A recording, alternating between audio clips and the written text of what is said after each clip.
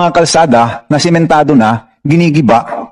Tumawa kayo kasi I'm sure you agree with that. Ginigiba, tapos sinisimento uli. Samantalang tuwing nakikita namin yung kami sa probinsya namin, sumasakit yung dibdib namin. Bakit? Ang dami naming kalsada na hindi pa nga na simento eh.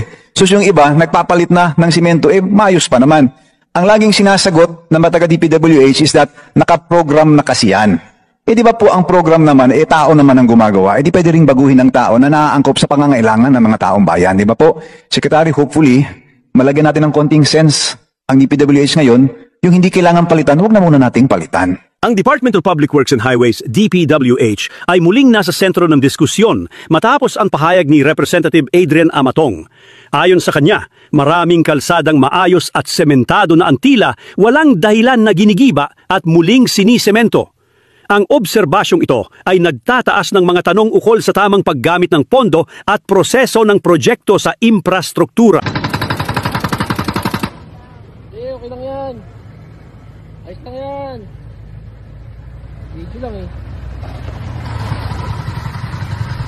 Okay. Yung video. Mag-video. Ikaw yung video yan.